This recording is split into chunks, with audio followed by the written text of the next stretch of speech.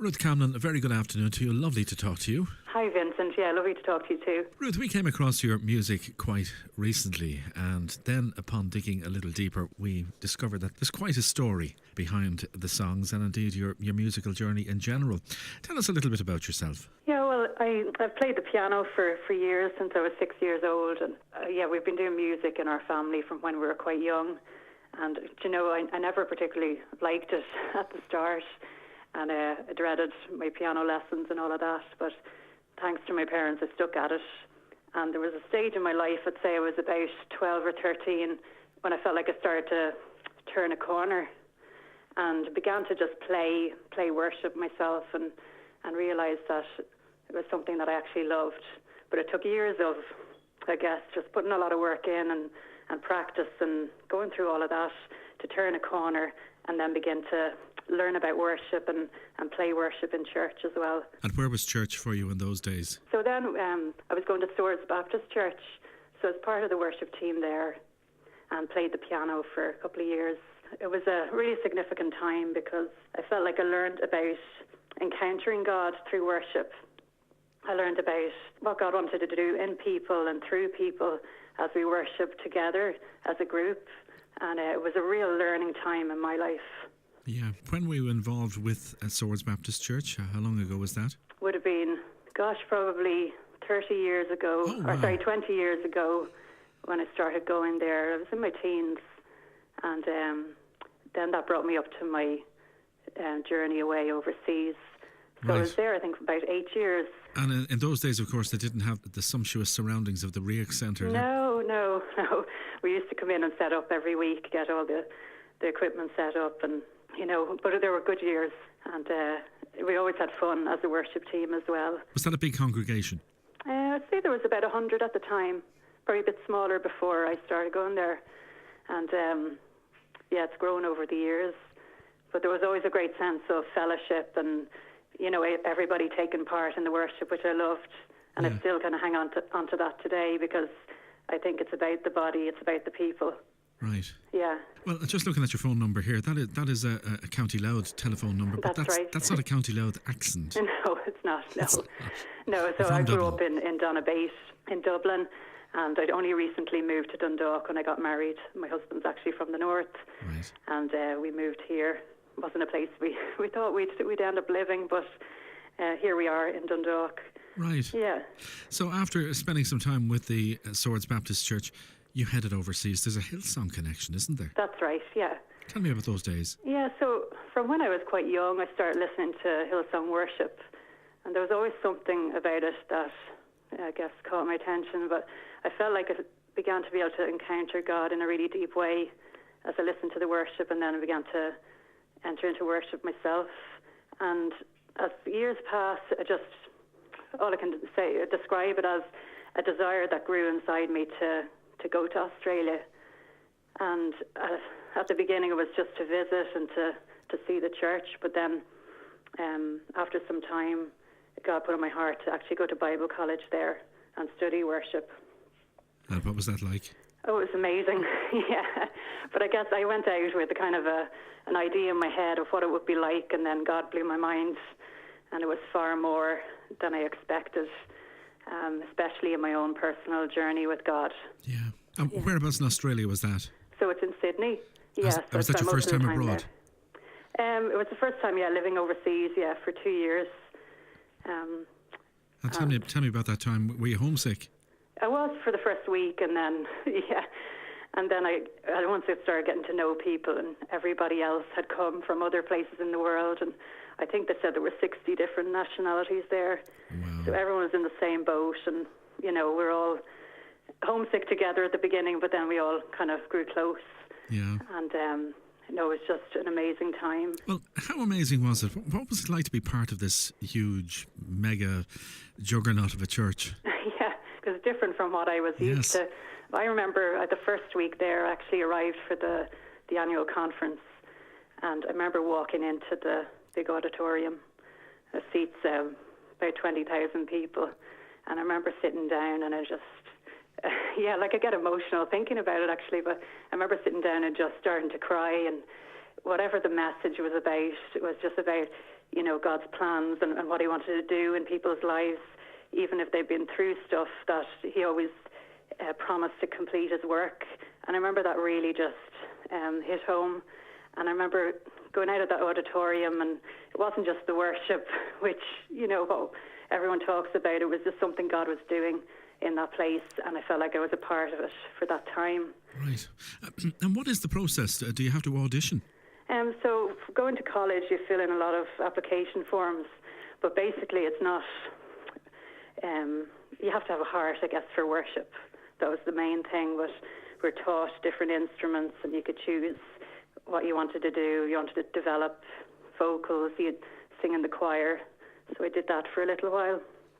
And then did some piano as well, just to kind of further develop that. So there were a lot of choices of what you could work on, I guess, in your time there. Was Darlene Check with the group at that stage? Well, actually, I think that was probably her last couple of years with Hillsong. Yeah. So because she travels a lot, we didn't see her that often, and she'd very much handed it on to other people. So but we got a taste, of her vision and her heart, and how that had been passed on to, a younger generation. Yes. Yeah. You say that she did a lot of travelling. Well, Hillsong, of course, are world renowned for their world travels. That's right. Were you based solely in Sydney during those years, or did you travel with Hillsong? So I was based in Sydney, but as part of our college course, we went out to extension churches, but mainly around the city of Sydney. So you would be in a smaller congregation for maybe 6 weeks or more, and you'd be part of the worship team there. Okay. Sometimes, actually, you wouldn't be rostered onto a worship team. You could be serving in any area of the church. Could be cleaning toilets, or, Oh, yes. We very much learned about the heart of serving. No ego trips? No, not at all, no. And it meant that wherever you came from, or whatever, standard you're used to, or whether you're used to a big church or small church, you had to come to a place of just learning about the heart of worship. Yeah. Well, I suppose through YouTube we've all become very familiar with the Hillsong experience, the live experience. What's it really like? What's it like to be there on a Sunday morning? Well, I guess the layout of a service would be come to worship. We come to worship first. There would have been a lot of practice and work put in. You'd be up early in the morning, 7 o'clock, to go to a practice. But I guess everyone came with an expectation that everyone else had prepared to be there, even if you weren't involved in the service. There was a heart for carrying the vision, and for just coming with a prepared heart, so that no matter who you were or what your role was that morning, you could give in whatever way God would call you to give, even if it was spontaneously. So we'd worship for half an hour, 40 minutes, and then we'd have a message. There'd be a time then when maybe 10 or 15 minutes, some people would minister to each other. So you very much had to get out of the boat, and take risks as well, and just learn to minister to people, and to know that God calls all of us equally. Right. It's not just about who's up front, or being on a worship team that morning. So would you have been on staff at Hillsong? I wasn't on staff, no. So just a student for 2 years. I began doing the worship course, and actually my second year I moved over to the pastoral leadership course. And how do you finance that? How does that work? Well, I saved a lot, to go there the couple of years before heading out, and I had planned to go the year before, and I just felt God closed the door, that it wasn't the right time. And then the year after, just God put it back in my heart. And as it turned out, I had enough money then to stay 2 years, which I wouldn't have had if I had gone earlier. So it just, God knew what he was doing. Would you like to live in Australia?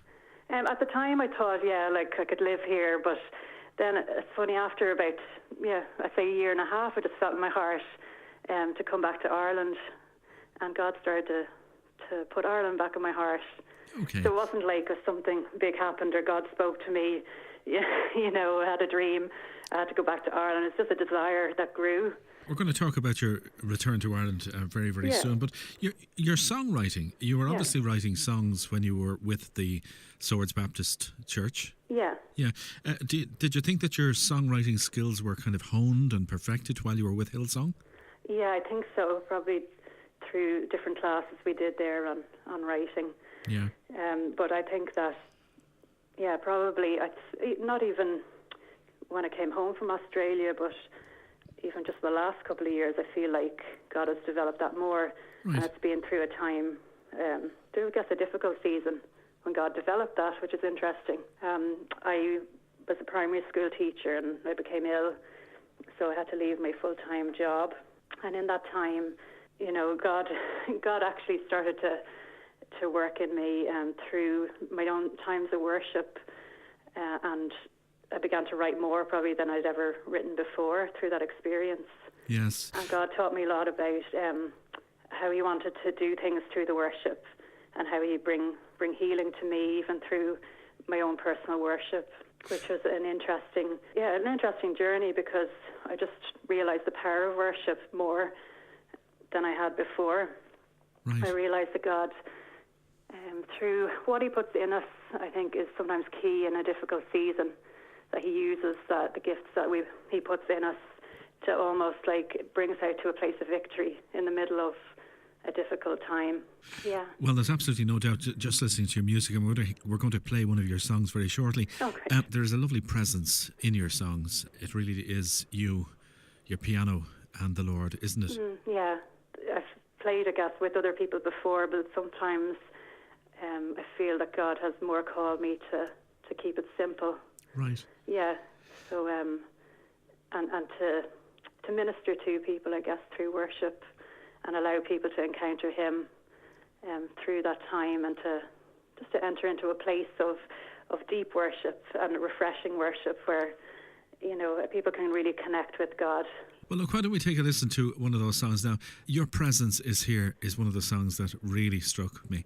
Tell me a little bit about this song. That was written probably about 3 years ago when I was quite unwell, and I remember just asking God, I was saying to God, you know, this is really hard, and You've made so many promises, and my time in Australia, God gave me vision for my life, but here I was, you know, not feeling well, and thinking, how can I do what God has called me to do? And just crying out to God. And then, like, I just picture in the middle of a storm, sometimes you can't see where you're going, you can't see the other side, and you're busy trying to survive, you know, a rough patch. But in the midst of that, I found that the key was like my encounter with God, and that just like Elijah, you remember the story about Elijah when he's having a hard time, and he goes up on the mountain, God calls him, and God ends up speaking to him through the quiet whisper, the still small voice, and it wasn't the big, big event or a big turnaround in his situation. It was simply an encounter with God, and it gave him courage and it gave him strength.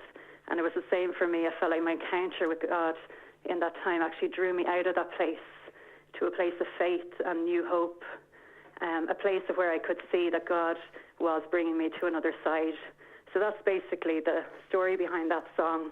And God is amazing how he always brings us to the other side, but in the midst of it, he never leaves us, and his presence is always with us. Well, let's take a listen to that now. This is Your Presence Is Here, Ruth Camlin.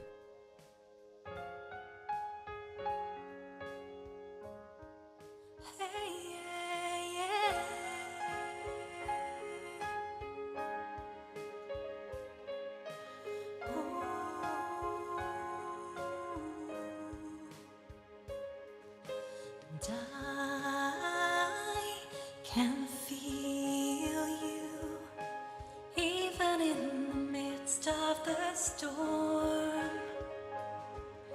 And I can hear you. Your whisper speaks louder than the wind.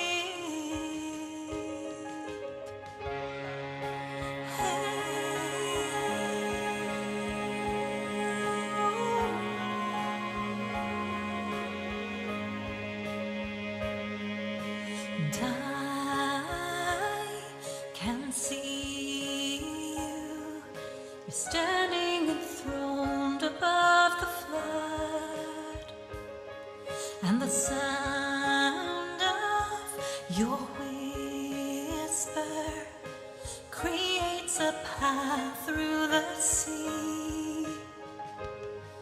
I'll follow where you lead, and I will not walk alone.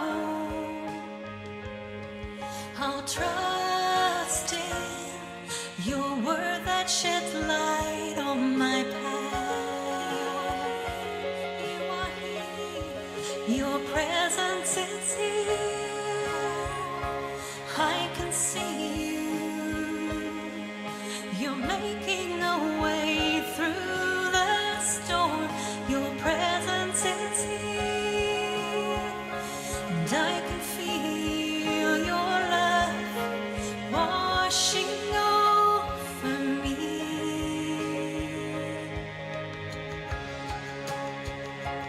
Oh, hey, yes, Jesus. You draw me and you guide me out of the storm to the shore. You're faithful to hold me, and I will not stumble or fall. I'll follow where you lead, and I will not walk alone. I'll trust in your word that sheds light on my path. You will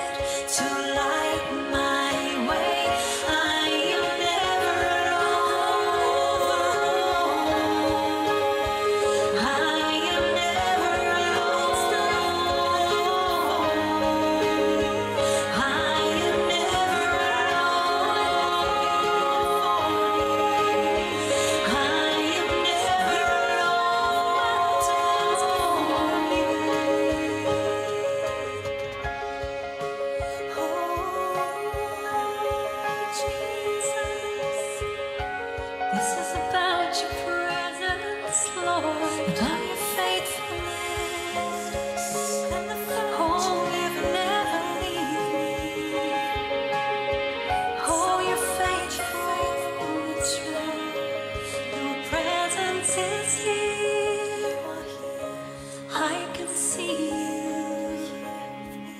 You're making a way through the storm. Your presence is here, and I can feel your love washing over me. You're washing over me when the waves are high, when the wind is strong, when the waves are high, when the wind is strong.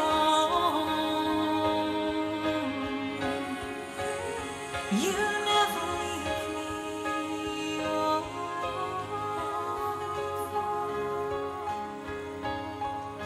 Jesus, Jesus, Jesus, Jesus.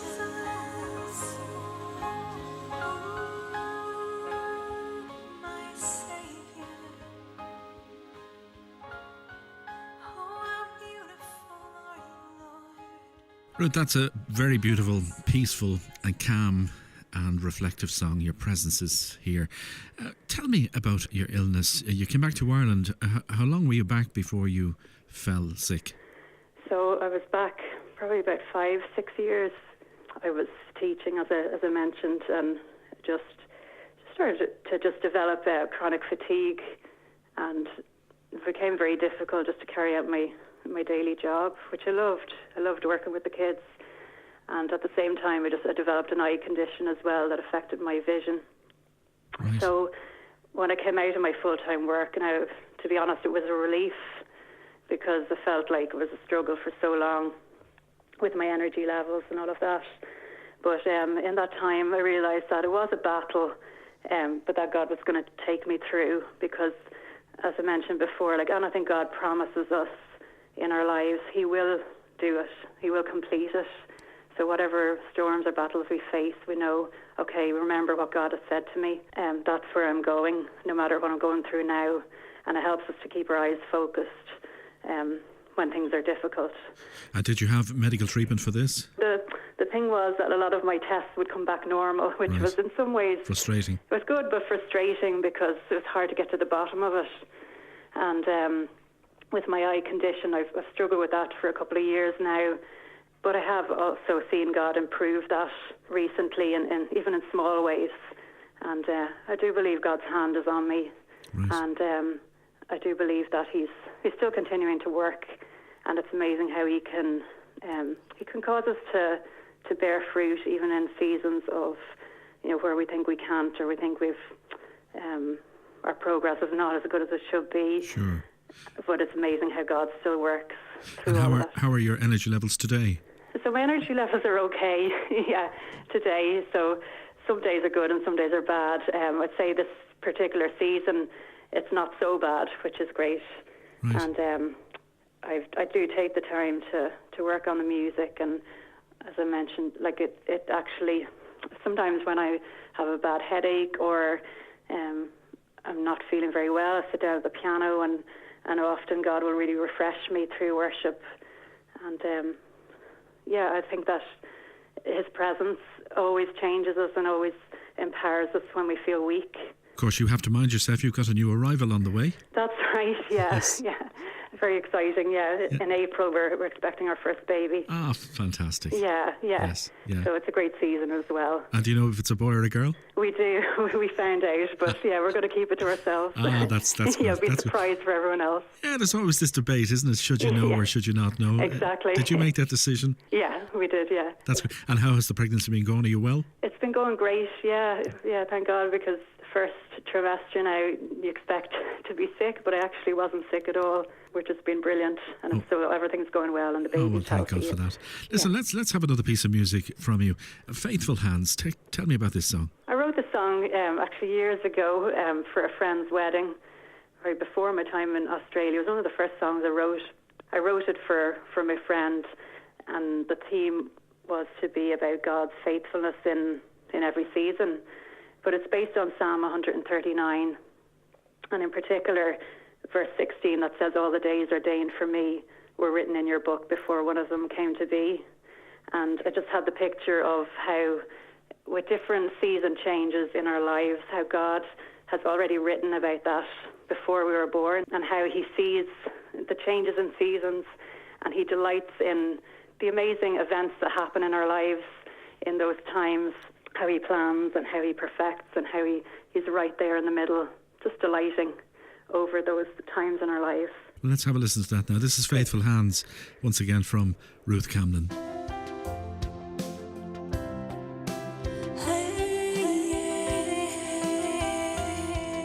You're faithful to hold me,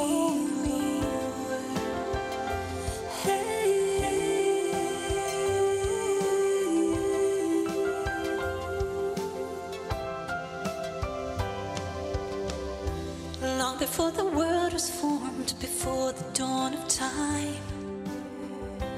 All the days ordained for you were written in his plan.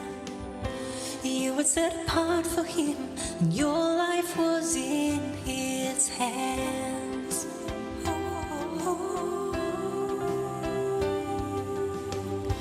He was there when you were made within the secret place, and he forever crowned you with his beauty. And the Lord delights in you when he looks upon your face. Yes, he does. May the Father bless all your days. May his joy be always your strength. May his glory rise over you this day. He is here with you. You are in his faithful hands. You are in his faithful hands. He's faithful to hold you.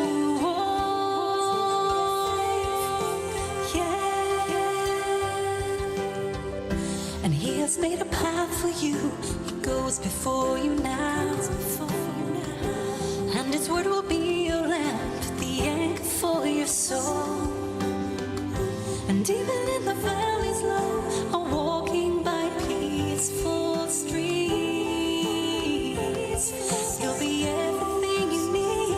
May the Father bless all your days.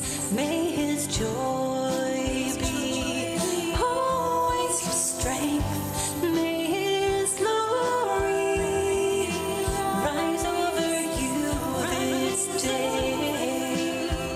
Oh, this day. You are in his faithful hands. You are in his faithful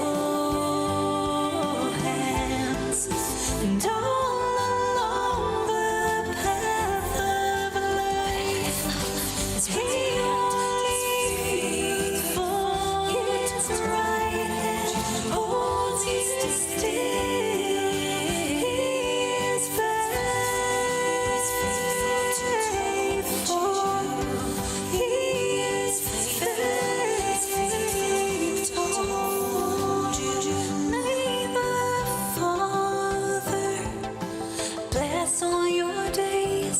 May his joy be always your strength. May his glory rise over you this day.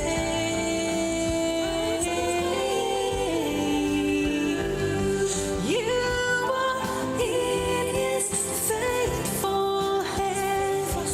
You are in his faithful hands.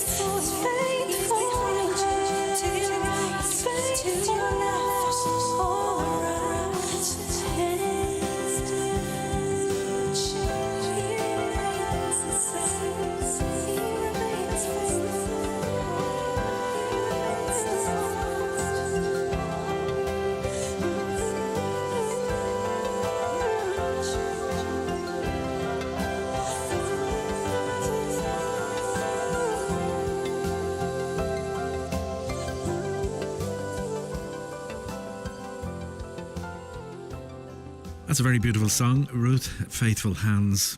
Thank you. Ruth, where is church today for you? So I've been part of Open Door Church in Dublin for the past number of years, probably 2012. And since moving to Dundalk, actually, we have links up in Newry. There's many people came to the Lord through the ministry years ago, and there'll be a lot of house groups and smaller meetings. And God has had me just be a part of some of those meetings. And it's amazing because I feel like what he's doing in a lot of these groups is he's releasing people into their destiny, and he's activating the body, right, so that everybody's getting a sense of what they're called to do and who they're called to be. So worship times would be very much everyone taking part and everyone receiving. And the vision would be very much going out to help other groups and to do outreaches around the country, teaching people a lot about worship. So I would have actually learned a lot in that area of worship through my time there, right, especially in the area of just developing the whole prophetic side of the worship.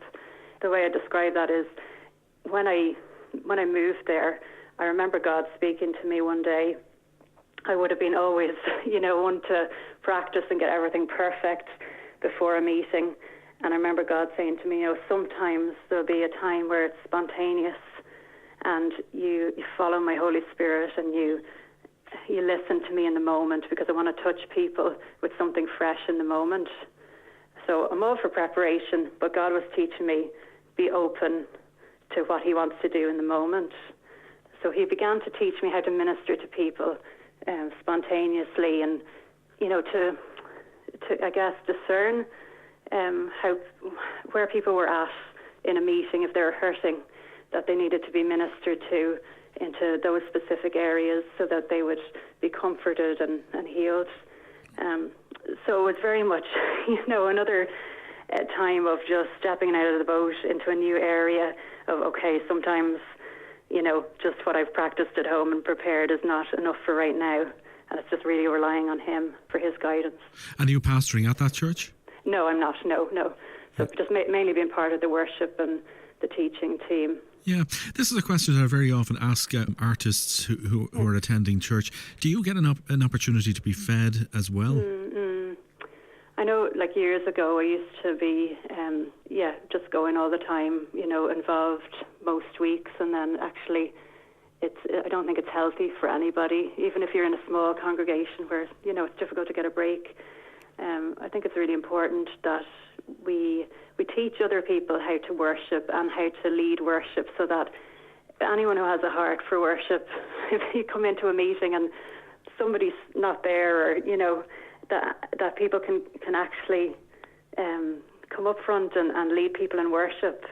I think it's something that a lot of people maybe would fear doing, but actually it's something that maybe we should keep simpler, so that everybody can do it. But in the past couple of years, I've learned to pace myself, and also then when I can't be involved is to help other people, to release them to lead other people in worship. Very good. I think it's really important that we train people up, and just people who have a heart for worship, that people get an opportunity, even in a small meeting, to lead people in worship, and that we, I guess, communicate a vision of worship to every heart, not just worship leaders or people who play instruments. Anyone who has a heart for worship, this is how we lead worship. Okay. Yeah. Well, your music is obviously firmly rooted in your worship and in your church. Yeah. Is that how you intend to continue?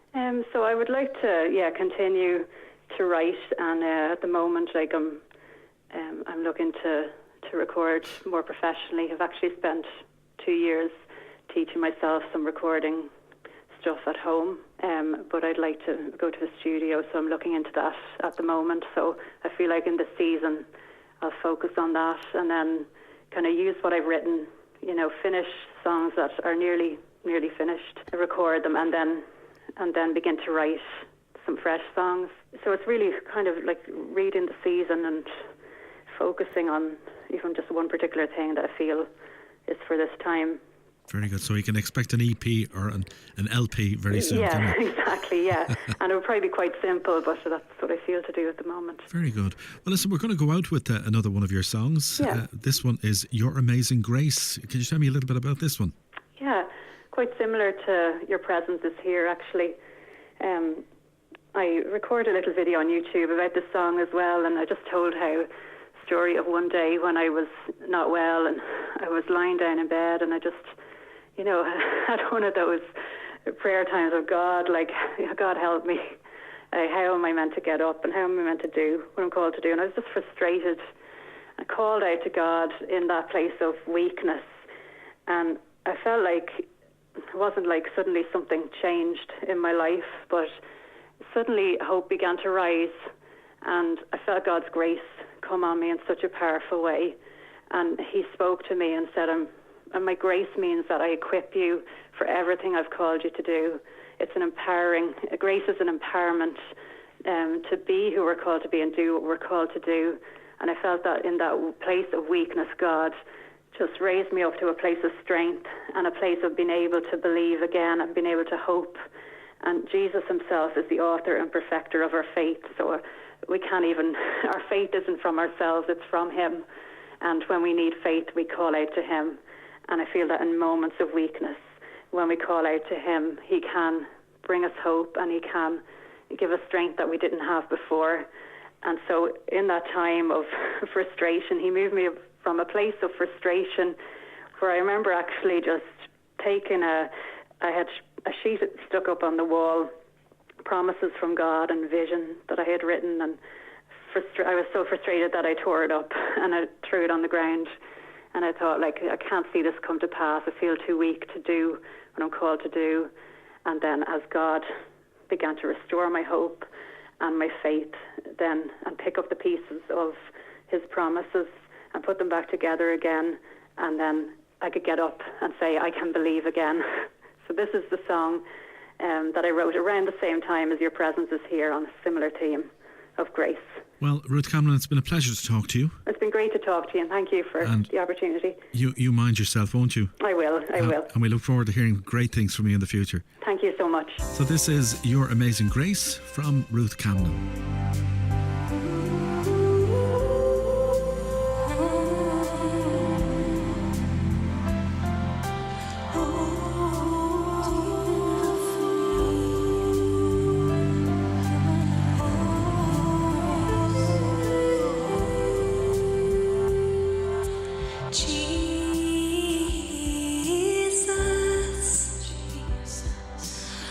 Sufficient one, the word that never fails. Jesus,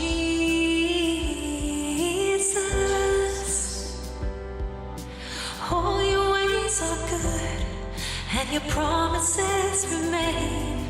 And you've called me to come to your throne of grace. Your grace, your amazing grace, your love, your unchangeable love, your mercy and kindness that know no end will forever be reaching for me and carrying me on.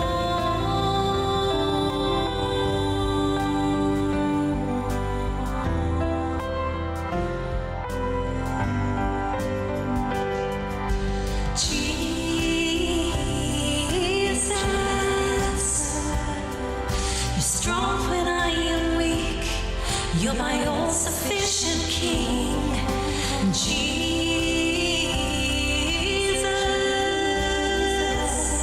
You'll perfect and beautify all you started in me. And you've called me to come to your throne of grace. Your grace, your amazing grace, your love, your unchangeable love, your mercy